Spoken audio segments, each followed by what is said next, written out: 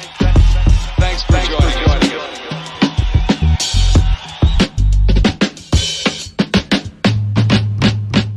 Welcome back to the Rendezvous at the Forum. We got the Corduroy Blue on with us. We got Atticus and Roness. Welcome on, guys. Thanks for having us, man. I'm excited. So you got your self-titled debut album coming out Friday, November 11th. Right. Just start there. How are you guys feeling about that? I have some more questions, but let's just start there.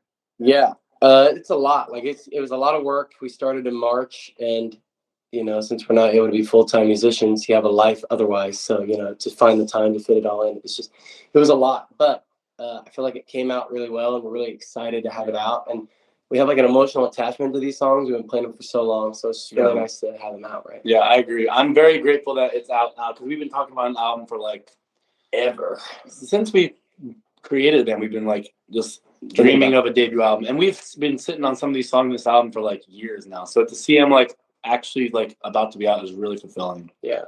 So you guys are obviously brothers. I mean, tell us about your musical influences and kind of about just like at what point did you guys actually start thinking like, oh, let's actually make some music here? That's like make a band or something. Yeah. I remember. So he always played guitar and like was a songwriter, and I started playing drums around like middle school. And then our middle school has a talent show, and so we decided to. That's where every great band starts. That's where every great band starts. We decided to join that talent show, and so me, Atticus, and then our friend Auburn. Shout out to Auburn, we love you. And we won the talent show, and we were like, "Wow, we played a 5 seconds of summer song." It was, and we slayed, and we were like, "Wow, we actually got some talent." So we decided to make a band, and our first band name was Aquashade. Right, that was like our high school pop band, but we kind of grew out of that after we graduated. Yeah, you want to talk about? The influence of Corduroy Blue. Yeah. Then we just decided to anything that you have heard the records. Any influences you think you hear, you're probably hearing. Everything from like 60s through 90s, just like infused, like from the Beatles, ABBA, Queen, Elton John. Yeah. All of that was just stuff that we grew up on, and our older bands weren't really reflective of that. So the Corduroy Blue was just like, let's make this music we actually like. Yeah. And I feel like we do it in sort of a genuine way. I mean, I know you guys did an awesome write-up of Wonder Man. I mean, it's similar to that. Like, we're just like embracing our influence without plagiarizing, I feel like was the goal. Yeah. So. Well, you say you guys have like a lot of really obvious like music influences. And I've seen like a couple of you videos, and I see a lot of like visual influences you guys have as well. Right. With your fashion, your outfits, which are fucking phenomenal. Dude, thank you. Yeah, if you guys want to like speak on that, on like your visual influences that you had. Our photographer, videographer, content creator, Matthew Fain, he lives out in San Francisco. He's the man, and like we all kind of started being creatives together. So he kind of helped us with our visual identity, and I kind of told him, what we wanted. And I mean, we've always been into fashion. So I mean, and especially me, like I've just found it to be music was such a visual medium for me, like just seeing my favorites. I mean, I'm into Bowie and Jim Morrison and Freddie Mercury, and they all express. I mean, those are the most visually expressive artists of all time. Yeah. I feel like that's lost a little bit today, and I feel like it definitely helps us kind of stand out. It's like, especially now. I mean, it's more a visual medium now than it ever was then, and so I think it's all the more important to be that way. Like that's why a Bowie would still do well today because of his visuals, I think. And it's cool that you pick up on that because it is something that we try. We very much intentionally like enjoy like picking out outfits and like maybe doing a different like decade for certain shows and stuff. It's very fun, and like it helps me kind of like get into like my character when I'm on stage to like be in a whole different wardrobe than I would like casually on the street and stuff. Right. Yeah. So I appreciate it. Yeah, no, I definitely one of the things I noticed. It's like I love Dreams and Nightmares. Like Bye Bye Love, we're going for more of that college rock new wave look with like the button ups and the sort of like thing. And then Dreams and Nightmares, I'm going like full on Prince. Like very Prince, dramatic. So it was definitely all intentional. And I try and do that. I mean, like with every era of like a song, I really like to carve an era out. So we like to make like distinct choices with like every single we release. Like everything has like a very specific choice in like the style, what we wear, the Right. the cover, the sound, the production. You know what I mean? Le aesthetic. Le aesthetic. Right. How does aesthetic fashion identity then for you in that case? Like in Jim Morrison's case from The Doors, he would say like, "I'm the Lizard King. I can do anything." What the Right. fuck does that mean? The whole point of I art. can't disagree with it, but No. I don't know what it means. I mean, the older I get, I realize the more and more art is not actually meaningful. It's that we put meaning to art. Like once it's done. yeah, Like, I agree. it's all he's doing is wearing a fucking leather buckle and some cut off shirt, and he gets to call himself the Lizard King, and it means something important. Right.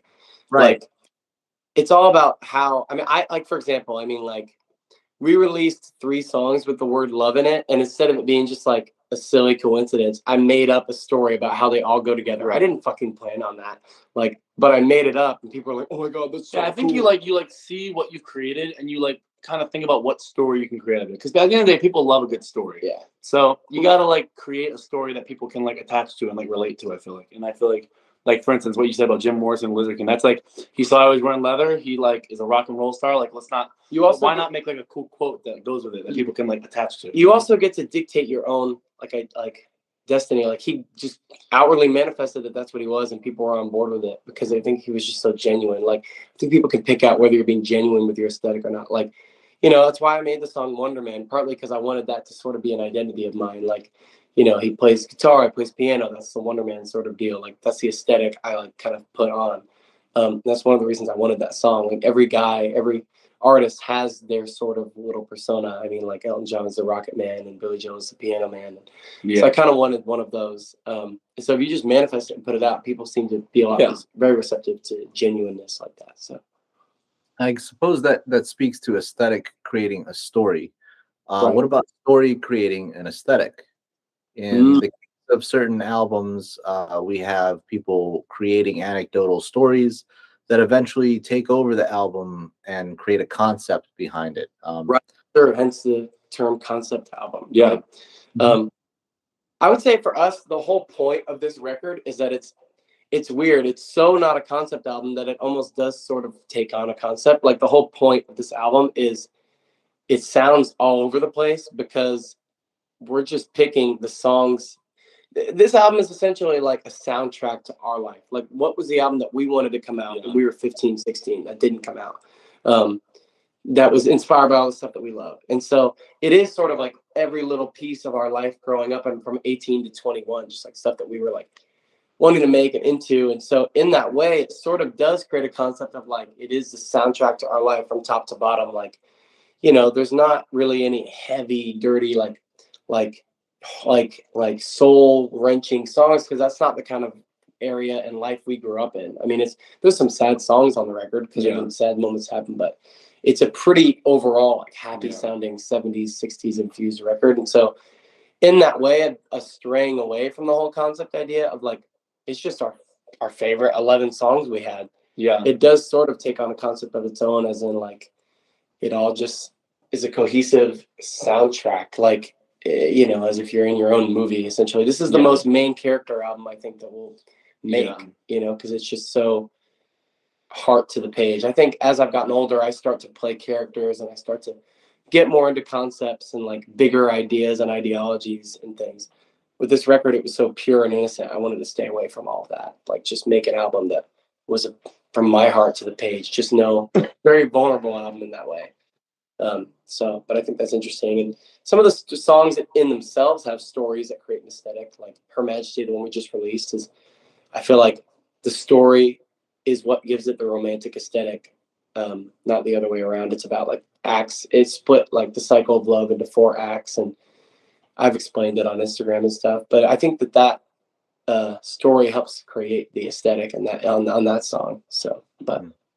Yeah, another song that I think has like a lot of imagery through the story is Something in the Way. Right. I think kind of made me flash to John Lennon's Imagine. And obviously the glasses, you know, also makes me think of John Lennon right now. But I was like, I also got some like influences from Oasis in the song, which I think was interesting. So I think like, a little bit like, I don't know if that was something you guys, you know, think about, but just where did you hear hear Oasis in that song, I'd love to hear where you heard that in that song. I think it was in the melody. I maybe I am mixing tracks here, but I think it was kind of in the way just The in the melody, hook.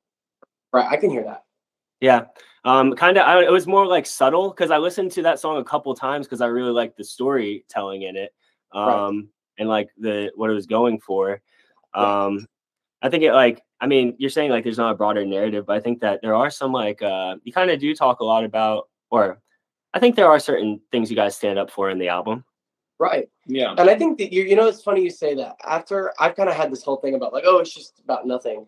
But as I've listened to it, there are some like lyrics about things in that album. Specifically, Big Money Hero sticks out about like politics. But something in the way I think was me just it was me in a cabin. And it's funny you bring up John Lennon. I mean, that was obviously what I was going for. With that song, it's less a Beatles inspired thing and more like it was actually a tribute lyrically to each individual Beatle. Just like with his style of drumming in that song, specifically very Ringo inspired. That was the point. And then like something in the way, obviously, is a Beatles reference, is a George Harrison reference. And then the like Imagine line with John. And then I say something about the love was yesterday, which is a McCartney reference. So I threw in a Beatles reference in each thing, and then the whole song kind of comes together in a very Beatle way. So that song really is just like a love letter to the Beatles and like what they stood for, which was peace and love. And so I'm glad you picked up on some of that. I really like that song a lot. Hey, you mentioned Big Money Hero as well, and that's interesting. Like on the track you sent us, it was just synced in two halves. I'm presuming you guys are releasing it as a vinyl, as well. Yeah, which is awesome. I want to get into that a little bit, but now I guess. But just tell us a little bit about starting side B with Big Money Hero, because I think that was like a great way to start that. Right. Yeah. Well, I mean, it was like we had already released 2 singles. We had decided we're going to be on the album, which would have made it a pretty bloated 13-track thing. And then we decided to cut them because it didn't. I mean, I'm sure you've listened to it. It feels pretty cohesive. Like all these songs were made in the same period, and so it just felt right that way. You were gonna add what "Give Me Love and Could It Be" to the track, but like those songs were released so much longer ago than this album's gonna release, and it felt it felt disconnected, and it feels like we were like forcing something into the album that just wasn't really in the family of it. So we decided to keep those out. And to your question, Big Money Hero is like it's definitely like a wake up. You know what I mean? Yeah. It's a good change of pace. It's kind of theatrical the way it starts with like the staccato piano. So I love that way. It's almost like after you flip it, it's like, oh, it's not over. Like definitely the opposite of that. It perks your ear up a little bit, you know? Yeah, it definitely perks you up. And that song is so sonically different from the entire rest of the album. Like it sticks out like a sore thumb. It's almost like LCD Sound System meets Queen and Bowie, and like it's very, very, very different from the rest. And we play it live and people love it, so we did it for that reason. But Dreams and Nightmares is such a final feeling song. Like I didn't see anything going after that on a side. And so I like felt like when Dreams and Nightmares over, you have to get up and flip it. And then you're like, holy shit, like what is this, coming up? Yeah. It totally, I think, sets the tone for that side. And it's the only song that's not directly about like love and heartbreak. And it's very much like me playing. The song is me playing a corrupt politician. If you listen back to the lyrics, it's me playing that character, and just kind of gaslighting the public into like it's their fault that these problems exist rather than the politician's fault. And I really try and stay pretty neutral on the actual subject matter because, I'm just not really that kind of guy. But I did want to get into the fact that no matter which way you lean, I think it's pretty safe to say that it's about money and it's about greed and it's about power. And then there's the whole Big Money Hero chant, which flips the script. And now it's us talking about what do we do with the Big Money Hero? We take him to zero. And that's why he's so frantic on the last chorus, because he realizes, the people in numbers, if we stood together, I think could really do some good in response to some of that corruption. And then the song ends with that weird, like 1975-ish sort of like instrumental, just to either highlight the chaos of the whole thing. I don't know. I think that song is really interesting for all that. Well, you guys say most of your songs are kind of just what's kind of going on with you guys. Right. And is there anything that ever happens where it's kind of like difficult to write, or it's kind of difficult to express? Not necessarily like gut wrenching, just like maybe it's like this is kind of complicated to. Right. Yeah, that's a good question. I would definitely say so. I mean, I'm like getting into writing right now, and it's very, very fruitful, very frustrating, but like very fulfilling to like actually write my own stuff. Yeah, there's like a lot of times when I'm writing, it's like I just don't know how to express it. It's a feeling, but you don't know how to say it. Yeah. And especially maybe have a story you want to tell, but like how are you going to tell that story? So yeah, there's definitely times when it's like you just don't know how to like take what you want in your brain to like be expressed to someone else in the way you think of it, you know? And on this album specifically, like Passing Lane comes to mind. Yeah. Like that song was really hard for me because it was that one's less complicated, but more like that's just like heart wrenching. Well, and I think that's what he's alluding to is like what was hard to write about. Like that song for me was I was going through a weird. It wasn't a breakup. It wasn't really a thing, but it was just she moved away, and it was just hard for me to talk about because it meant that I had to move on from it, sort of. And a lot of these songs, I can kind of hide behind the melody and the music and the fun of it, but that song is so stripped down and raw. Like my voice is at the front and center of that song, so like to feel all that stuff and that was maybe the most genuine I am on the whole record of like running in circles because you're on my mind. You'll never know, but it happens all the time. Talking about my useless heart and the charade and the whole thing. I mean, it's very like it was very intimate for me to talk about. Everything else is sort of like layered and covered in like cute ways of saying things. But that song is, I think, me just saying it how it was. So that song was kind of hard to write about. Dreams and Nightmares was hard to record because I was very in love with somebody when I wrote that song, and then it didn't work out. And then by the time we'd recorded it, that song's just so emotional. That was kind of hard to record, but writing wise, I'd say Passing Lane was definitely one that sticks out. That's a good question. That's a good question. Let's talk maybe a little bit about the music scene around you guys. Obviously, we're in Raleigh. You guys are in Atlanta. Just tell us a little bit about. I mean, I see a lot of your guys like videos of live performances online. Seems like you guys have a little bit of a home venue. Right. Just tell us about your community a little bit and like what how the support that's helped give you through recording this album. Maybe like things you've been able to practice in front of friends and stuff. And right. You want to talk on that? I would say, I mean, I'm very grateful for Atlanta because I feel like our music doesn't quite match the style of what Atlanta, like Atlanta's majority, like for the most part, like a hip hop kind of also place, punk right now and punk. And so the fact that we even have people that are interested in our kind of music in this like area is pretty cool. But yeah, like I mean, I'm very grateful for my friends, and a lot of our friends are musicians, and we like jam with them, and we've like had people that open up for us and play with like during gigs. Yeah. So like like we definitely are like collaborative and like show them all of our stuff, and like it's very much like it's like I don't know if you guys know like anything about improv, but like it's like a yes and where like someone plays something, it's like oh yes, and then let me add this, and then like oh yes, and let me add that. So like when we jam out with our friends who are musicians, like the community is very much like that. Like, we have a lot of like Soup Kink. Shout out to Soup Kink.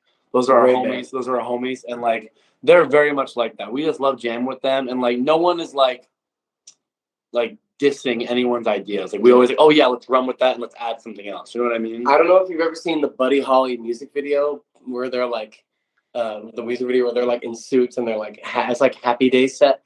That's how I feel like we look playing with all these other punk bands. That's really funny. Yeah.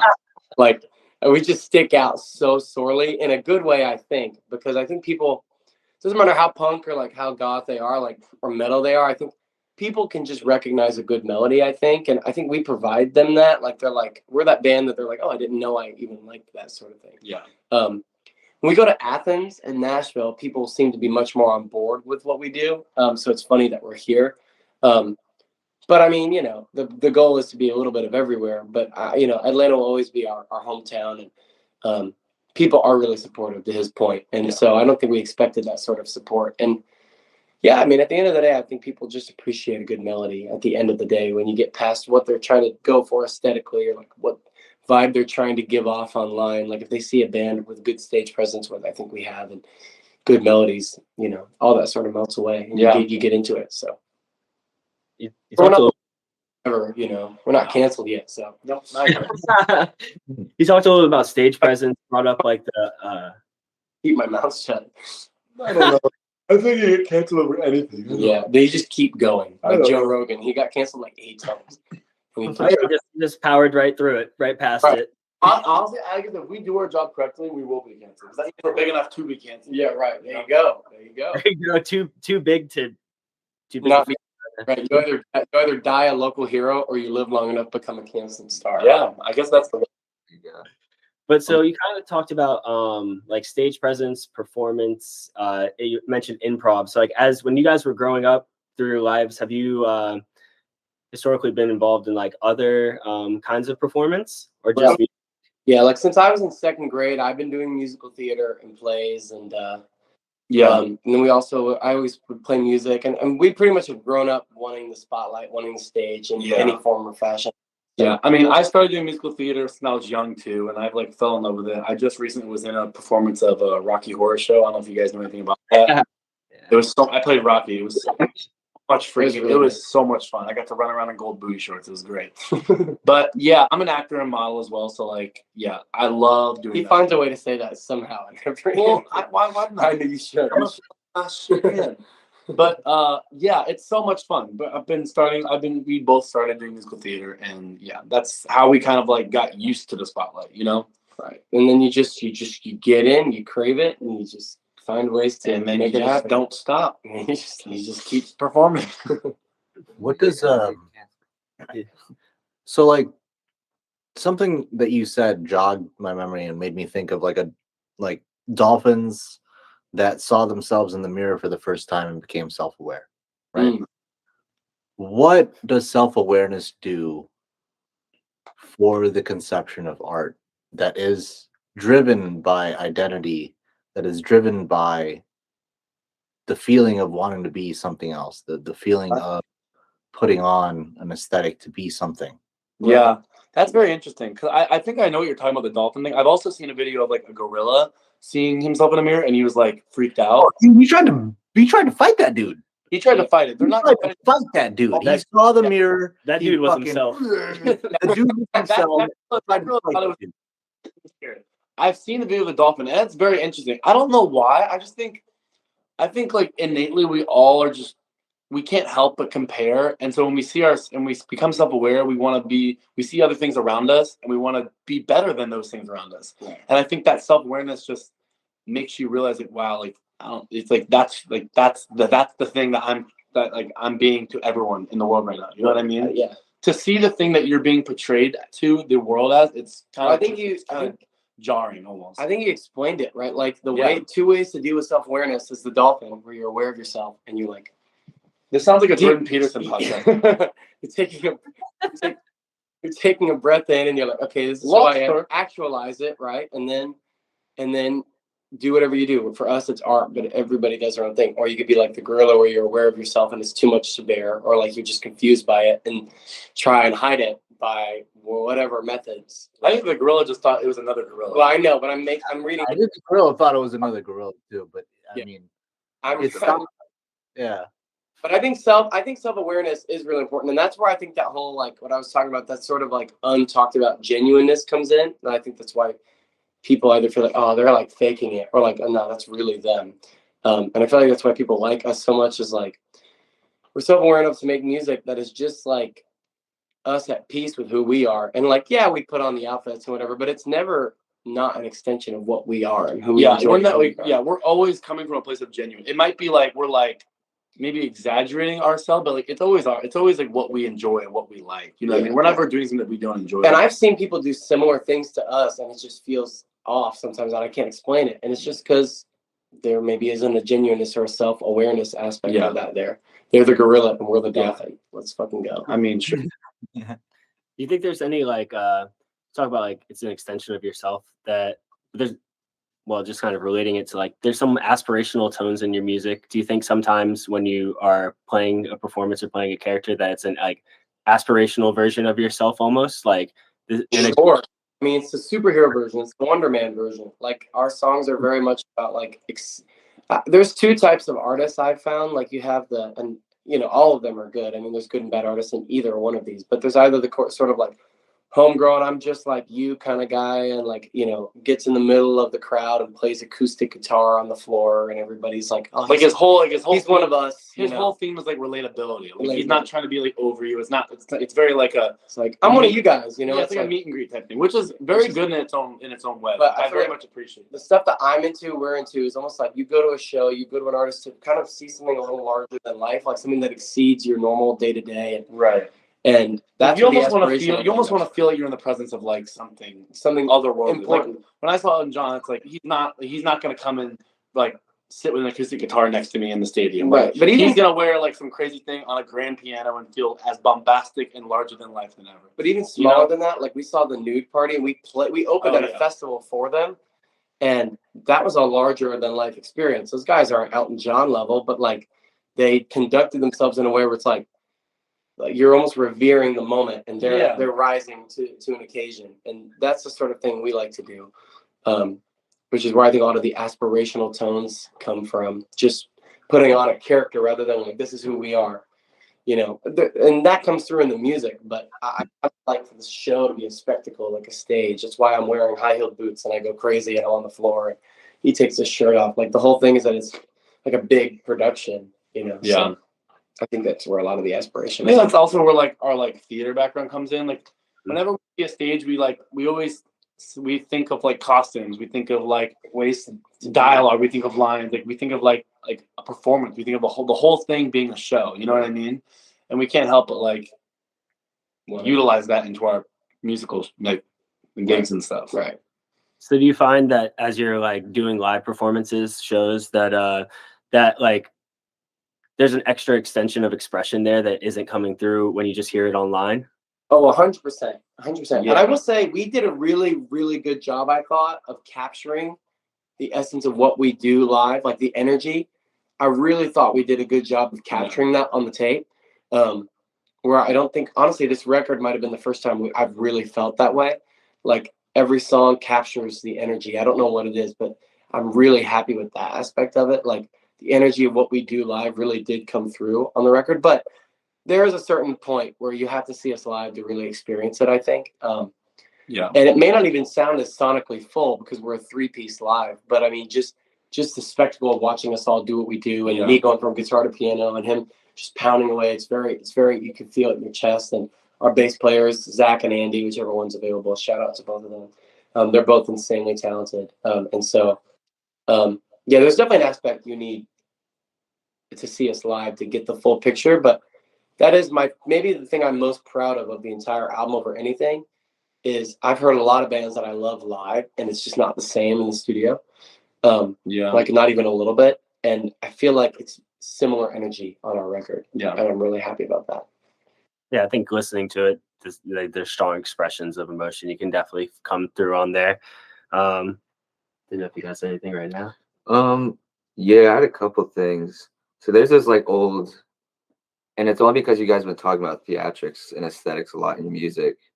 And there's this old, I think it was like a 90s song, and it was called The Video Killed the Radio.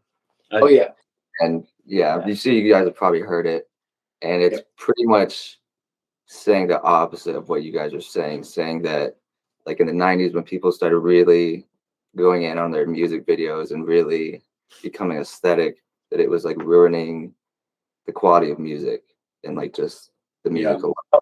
Well, that might be the case. I actually think I do know what you're saying, because I like look at like the top like 10 people. It's all these hip hop artists, and like obviously I love hip hop. It's like I so much enjoy pop too. Or even pop, but like if they're all worried, a lot of times everyone's worried about like everything but the music. They're worried about their image. They're worried about how they look. They're worried about their Instagram content, their TikTok content. They're worried about their interviews. They're worried about like everything outside the music. So as much as we talk about the aesthetics and like what do you say, theatrics of it, if you're gonna be a musical artist, the music has got to be the number one priority. Right. The music has got to be number one priority. But I think to not utilize, like, once you got the music down, to not utilize aesthetics and fashion and videography and content, it'd be foolish. I feel like, you know what I mean? Well, that sentence, "Video killed the radio star," is actually correct. I agree. Like the video did in fact kill the radio star, in my opinion. Yeah. Like what? Like anyways. some of it's also the fact that the radio star, you know, you had to look a certain way. You had to be able to present to be, which I think is actually a positive towards, because I mean, obviously there's one thing if you're just about making videos and just about making content and this and that, trying to like promote yourself. But I think if you're adding to the value through your music videos, it's a good thing to music. Yeah, Totally. I think it should all be adding value and enhancing the music. Right. But if that is like crutching your music, then that's a problem. You know what I mean? Yeah, that's like we talk so much about aesthetics and stuff because it's a given that I think we make decent pop rock music. Power pop is what we've decided to call it. It's already a thing, but I think we fit in that. Yeah, I think that's very interesting though. Like, that's a good point though. That's very interesting. I figure, I'm just curious because I always think about it with people, like especially nowadays in such a stream heavy culture, where usually when you hear somebody for the first time, it's on YouTube or a streaming service. You don't usually hear somebody, when they open for like an artist that you like, or just sing in space. It's just we're all conditioned. Gotta hop on a tour to make it. Like that's not how it happens anymore. Right. It's all through the internet, and then you start playing live, which is a total mind fuck for especially people like us who just want to play our music. Yeah. So I guess that as you're touring, it's probably you probably come across a lot of bands you maybe do know through hearing their music online, but probably get a different sort of experience seeing them live. Yeah. You should always see your favorite bands live, right? But you don't find them that way. Definitely, you like when you hear them on like streaming versus live, they can be very different sometimes. Yeah. Sometimes good, sometimes bad. And we've got amazing artists that we love to death, and we first saw them live, and they're amazing. And maybe that's part of it. Maybe if we had heard them in the studio first, we might have thought it was better. But like once you hear them live, an artist that we really like once you go to their studio stuff, it just doesn't capture the same energy. Yeah. So it's hard to listen to them unless you're seeing them live.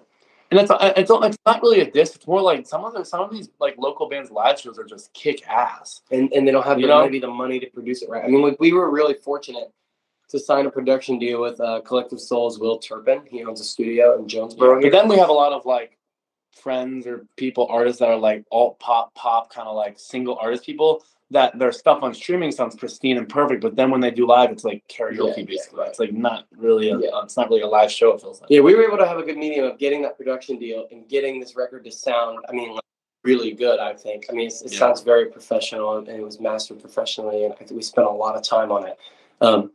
But we also knew we could match that energy live. I think that was a good balance because, like you said, it's usually one or the other. So. Yeah. It was mastered by Steve Rawls from Reel to Reel Studios, right? Right. Yeah. Maybe tell us a little bit about working with him, the process. Obviously, he's recorded on a Reel to Reel. Right. Yeah. So I'll talk about the whole. I mean, so we signed the production deal, like I said. Collective Soul, the '90s band, who had a big string of hits in the '90s. Their bass player Will Turpin owns the studio, and we're kind of tight with the Collective Soul guys. Like we opened for them at Eddie's Attic last year. And so they've been really instrumental in helping, in general, our career, just in different ways. And we'd recorded at Reel to Reel before, but we just were like another client. Like we just paid them whatever. And but we really liked it. And it all starts with our producer, Christopher Allen Yates. Shout out to Christopher. He every single you've heard so far was his. And he produced 7 of the 11 tracks on this album.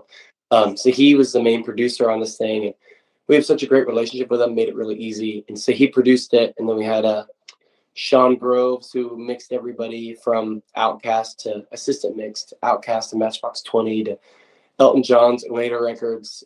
He's like the real deal. He mixed those 7 tracks that Chris did.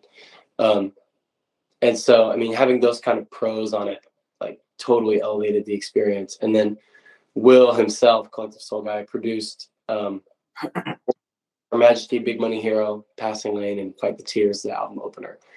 He produced those and mixed them with some buddies, Brian Collins and Jonathan Beckner. And then Steve mastered everything. And Steve's kind of been the owner of the studio forever. It's been around since like the late 70s, I believe. So he built it from the ground up, and he's mastered everything. And he's kind of the guy contractually behind the production deal. And between him and Will, They really just were able to help us, guide us along this process. We've learned a lot about like vinyl pressing and in general album making. I mean, we'd never done one. So Yeah. they were really cool and very helpful in the whole process. And a shout out to all of them because everybody I just mentioned played a huge part in that. And Will, in general, having somebody of the caliber of a Will Turpin like on our team, just rooting for us was kind of the whole point of the whole thing. Like, having somebody with that sort of experience and those connections was just kind of important. Like I said to him, I didn't want to make an album unless it was represented or backed in some way, like whether it was a label or a deal. And we were able to fight for one and get one with them, which essentially saved us a ton of money on the front end of making the album. And then having his support, of course, is a big deal. So I was really happy with, a lot of times we set out goals and falls through, but we were able to set that goal and meet it, which I was really happy about. So working with all those guys was a true pleasure and an honor. So Yeah, I have one more question, and it's all it was honestly a perfect transition because we kind of hit on streaming a little bit, and I just kind of wanted to ask like what made you guys want to release vinyls in such a stream heavy culture. Well, yeah, it's an interesting thing, right? You think like, why? What's the point? But like we both grew up listening to vinyl. Our dad had it, was a huge fan, and I have always been into it since I was a kid. And I worked at a record store for 3 years. I hope it closed now. We're opening it back up, and I hope to be back. I mean, I don't see me having like besides working in restaurants or working in record stores, I don't see me doing another job besides music. Like those are record stores have a place in my heart. I've got a huge collection, and if it would have felt crazy not to do it based on all of that, like that was just such a huge part of how we grew up. Yeah, and I will say, like, I do think like that, like vinyl kind of thing. It's so old. It's kind of like trending a little bit. Not like super much, but like there's a little bit of demand for some vinyl these days, especially when someone really appreciates the local artist and like, oh crap, they have like a vinyl. That's really cool. You know what I mean? Working in a record store, I could tell you that there's been more demand for it in the last 2 years than there has been. It's definitely at least the last 20. Like, there's something that happened. Like, it became such a novelty item. Yeah, it's definitely like a novelty thing where you want to go back in time and now like want to hear. Yeah, exactly. Yeah, we all like to listen. So yeah, I only asked that because I have quite a bit of records myself, and I just kind of want to see what you guys thought about. I'll send you guys the pre-order link. It'll come out on Friday when the album comes out. We're essentially, because it's expensive as hell to make vinyl, of course. Yeah, that's also I was like, yeah, we've been really interested in the process. Actually, apparently there's a vinyl plant. Yeah, there's supposed to be one opening up in Raleigh. But around Raleigh in the next year. That's amazing. That is cool. Yeah, we're working with this company called Solid Merge. There's a place called Disorder Vinyl in Atlanta who recommended them to me because they got them in pretty. And when I say quick turnaround, I'm talking 6 months instead of a year. Like it takes so long to get vinyl. Yeah. So we haven't even put the order through yet because it's so expensive. And our plan is to make a pre-order link, and everybody puts their information in and they buy it, and then we use that money to help front, put in sort of put in the order that way. Just a little easier on us that way to do it. So we have the money and we can just put it towards it. It's essentially paying for itself. Because it is a lot to put in a big bulk order, and it's a lot cheaper to do it in bulk over time rather than doing little orders, because there's a minimum that they require. So yeah, it'll be awesome. It'll be blue vinyl. And again, working in a record store, I've kind of been around so many different types of packaging to figure out what's the cheapest and most effective / cool way to do it. And it's blue vinyl helps. You can increase your price a little bit and it increases profit. And it's also a cool little addition. And when you pull the record out of the insert, it's a colored insert. So you've got a picture of us and then the credits. So that's another little art piece as well. Yeah. Which adds to the experience without being an extra, it costs extra to print a poster to put in there. It's almost like you have your own little poster built into the insert. So yeah, we did a lot of thought on it, and we made the label really cool. And again, that was a lot of Matthew Fain, again, that guy who's out in San Francisco. He designed the whole thing. So I'm really, really excited about it. That's going to be maybe my favorite thing from this whole process is holding a physical record that we have. Yeah. That's going to be cool. It's a crazy ass process, and it's so expensive, and you have to have all that art requirements right, it's a whole Expensive, yeah. it's a whole thing. It's just based off the color too, right? And like just a lot of different things that they come I think for. it's because the demand is so low. That's why it's so hard. It's so much, and it takes so long to get it. Like I'm telling you, if you guys order it, like it won't be in until July probably. Yeah. Yeah, literally. Yeah, I mean, there was a local Raleigh band, Arson Daily, who they had a live album recording January 1st. I think the album's still not out. I know, like with Cooley High around here, it took a while for them to get it done as well. So hopefully, yeah, I mean, it will come, but it's gonna. Did you guys get some like demos of it, or at least for yourselves? We will get test pressings in a month, they said. So once we put the order through, we'll get test pressings. We'll get 4, and if the album ever does really well, if anybody's a record guy in here, they know that's where the money is in those test pressings. And the thing with the record, the records is honestly they just keep. That's a good way because you guys sell records, you guys sell merch. Like streaming is not, obviously not going to be the way. Which we haven't even talked about streaming really. Dude, streaming sucks. Right. You have to have it to be able to get noticed. Yeah, it's the worst. You need it, but if you're trying to make money, it's not. And that's very evil. Yeah, I've never seen artists with such a fan base. Like if they're not touring and they're not selling merch, they won't make money. It's crazy. Yeah, exactly. And at this point, everyone should just be selling novelty cups and. Right. We're gonna make merch, and then the album. And I mean, the albums will sell. I mean, like I said, able to look and like be like, I was talking to the boss at the record store, like, what is the best way to maximize profit with like, because honestly, colored vinyl is the best way to do that because it's not that much more expensive. And you can kind of hype that up, and people who are just like regulars are like, oh my God, it's like colored blue, dude. That's so cool. Yeah. Yeah. You can like hype that up. So that works out. I mean, when you're on acid, the record looks like it's like waving at you. Yeah. It's blue, Yeah. It'll be cool. Yeah, I'm really excited about it. So you guys have seen then Billy Joel and fucking, oh man, I'm twisting names here. Elton John and Billy Joel, because those are when we first linked up together. I twisted the conversation here, but we first met up. I just thought they had this thought in my head around Wonder Man. Me and you have been, texting back and forth since. So have you guys seen them live? We've seen Elton John. We have not seen Billy Joel, unfortunately.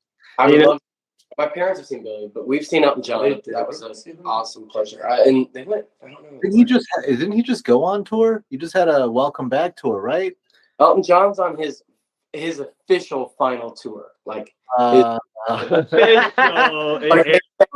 well, the last one was called Goodbye Yellow Brick Road. This one's called Farewell Yellow Brick Road. So I don't know. Okay, all right. Farewell, I'll be really well. I need this money, Yellow. Like I enjoy. Yeah. Might die soon, Yellow Brick Road, but he's not there yet. That's a little ways to go. I like what Lucas said. I will say Farewell is a lot more final than Goodbye to me. So we shall see. But Billy Joel was recording he had played MSG every month for like years in a row and sold it out. And COVID broke it. That's his spot. That's cool. Which is crazy to be like, we have like Smith's Old Bar in Atlanta as our spot, and Billy Joel's like, yeah, my spot's Madison Square Garden. I mean, it's kind of frustrating, right, to see someone just sell it out over and over again. It's probably the same motherfuckers too. Excuse my French, like that are these same 50-year-olds that are like, and Billy Joel isn't like the Grateful Dead. I mean, like you're gonna hear the same song. Yeah, he's the guy that inspired the stockbrokers that destroyed America. It's fine. Right, exactly. And that's why he's selling out this Madison Square Garden, is because he's stockbrokers for millions of dollars, and like, I'm gonna go see Billy Joel. But there's also in New York, there's a massive, because he's from Long Island, so there's like a massive like home field. They love him. Yeah. Probably the main reason it does so well is like, I mean, he kind of speaks for New York on a lot of his songs, like just the way he is. Yeah. I love Billy Joel. That's why, and that was again what I was talking about. You have like the artist that's like the relatable one, and then you have the sort of larger than life one. I mean, that's not more cut and dry than Billy Joel versus Elton John. Billy Joel's like the hometown kid, the kid who play on on the piano at the bar, and Elton John is the feather wearing, big glasses showing, sort of like untouchable, like entity, and they both make amazing piano music. But it's that separates them. It's their aesthetic that separates them more than their music. Yeah, what is Jerry Lee Lewis like then? If you have this this pantheon of pianists, right? Pianists. Right. I mean, I'll be honest. He was somebody I didn't really get into. I mean, because I always associated him with country music for some reason when I was growing up. I just assumed he was like country. Now I love country music, like not like old school country music. I mean, I recognize his talent. I just think that if I'm going to listen to blues music, I prefer other people. And there's something about like the Beatlesque sort of baroqueness style of what Billy Joel and Elton John do on the piano that I prefer, and just straight up blues on a piano. Because I'm not really a piano purist, to be honest. Like I play it and I enjoy it, but it's more like the songs that those guys made around the piano that I prefer, rather than just like, holy shit, look at that guy go. Well, how do you feel about funk then, like Parliament and those? Oh, I love me some funk. That's like maybe my yeah. He loves any of that funk is insane. Like Stevie Wonder. That's the genre that I learned the most about working in a record store, especially because we were in kind of an urban area. Like I got to learn so much about soul music and like again, like Elton John's has some funky moments, and that was kind of my gateway into all the like Ohio Players and the Parliament and the Funkadelic and the all that stuff. And we love all that stuff too. I hope that stuff actually comes out more in our later stuff. It doesn't come out much on this record, but we definitely enjoy that stuff. And it's funny though, whenever we make funk music, it's like two white guys into pop music that make funk music. It's just sounding like the Talking Heads. It's kind of I do like. I mean, there's the tradition of funk running through, particularly rap with like Outkast in Atlanta. And I think it's kind of seems to have fallen through the wayside of like newer Atlanta-based rap. I don't know why that. You gotta braise your hair. Yeah, and funk is a natural response too to like more rigid forms of regimented music. I mean, it was a response to like regimented rock and roll and blues, and how that became the music of the establishment in the '60s. And through the '70s, we decided to take a bunch of acid and like heavy metal falling from the sky. We created something new, right? Yeah, I mean, Funkadelic is one of the most important bands of all time, in my opinion, for that reason. Like, I mean, I consider Funkadelic and Parliament kind of one big family. I mean, they share a lot of the same members and stuff. Yeah, I mean, Eddie Hazel was one of the best guitarists that had. Like his heroin use made him a liability, and that will do that. Yeah, I think we'll do that. Yeah, I mean, heroin will do that. If you take anything away from this podcast, please remember. If you take anything away, heroin will do that. Liability. No. Whatever you think heroin will do, heroin will. Whatever you think heroin will do, it will do that. People. It'll do it. Yep, it'll do it. Whatever you believe it to do, it does it. What's one band you'd like to see that you haven't seen yet? What was the question? What's one band we see? We've been fortunate. Not the Billy Joel or Elton John. God, not Billy Joel. He doesn't. I've checked up a lot of boxes. I checked off a lot of boxes this year. Seeing Paul McCartney, Elton John. Oh. Queen with Adam Lambert. It isn't quite the same. I mean, that's the closest you're going to get. Those are my three favorite artists. So I was able to see them. Saw the nice to see them. I mean, there's a lot of bands from back in the day I wish I would have seen, but I'm saying right now, I'd like to possibly see. I guess if Oasis Brothers got back together, would you? That would be a big one. I would pay a lot of money to see that, and I'd also pay a lot of money to Radiohead. I'm really hoping you guys don't disappoint your mom on Christmas like they do every year. We argue about everything but music, so We will not. No. That's good. Yeah, I know you guys have a live session coming up. Didn't know if you guys have any other questions, really. Right, yeah. That's great. I was going to ask each of your favorite songs. What was your favorite? Favorite songs on the album? Yeah, favorite song. What was your favorite one? I'm gonna look through my notes because I gotta tell you, I would say I think probably. it was the Gym and Nightmares for me. I think don't think it's Which one? it wasn't Dreams and Nightmares. He said. Dreams and Nightmares. I got Something in the Way. Yeah. Okay, yeah. Also mine. Big Money Here. Yeah, You're welcome. He wanted that one really bad. I didn't actually hear it. I didn't hear that song could be as good as it was. I made sure that song was. I wrote it, and I was like, I mean, that's fine. and then he really liked it. So It's really funny how that happens. You know, like sometimes the song, or I mean, I'm not a songwriter like you, but just like to write stories, poetry, you know, philosophy. But like if you write something, sometimes you don't think it's going to connect, and then it does, and it's really great. So dreams and nightmares, something in the way. Who else had one that they wanted to say? Big Money Hero. Right. Cool. Yeah. Those are all good. From what I've been able to gather about each of you, I feel like that all makes sense. Yeah, that makes sense. Yeah, I'd say my favorite is I don't know. I think The Death of Me, because it's that's him singing that one. What's your favorite? It's one of my favorites to listen to because it's such a release for me. Because every song on the album, I'm trying to write a hit or like say something like really, you know, it's like a big. It's a song that doesn't take itself very seriously. It's Yeah. kind of like, I'm not gonna try to be pretentious on the drums. It's like I'm just gonna play a nice little beat, and you're gonna jam out and do a little jig with it. It's also the only one where like I told, because our producers are like perfectionists, and I was like, yo, if I make a mistake on the guitar, like unless it's really bad, keep it in. That was the whole point of that song. Yeah, Make it very light, 60s, like very lighthearted and youthful. Well, I'm glad you guys wanted to talk about it. It Yeah. means a lot, and I'm glad you guys had some really cool, thoughtful questions about it. And Yeah. really cool. Great questions. I really appreciate it, guys. Thank you. Yeah, we're if you guys ever come through Raleigh, wherever and down there, we definitely want to get together, see you guys play. Really, we're looking forward to seeing the album come out Friday, November 11th, the Corduroy Blue, self-titled. Maybe you guys just throw one or two shout outs on the way out. Mm-hmm. Right. Well, we want to shout out everybody I mentioned in Real to Real Studios. Real to Real Studios. Will, Chris, Mom and Dad, and Matthew. and to the forum for being awesome. And the forum. Thank you guys.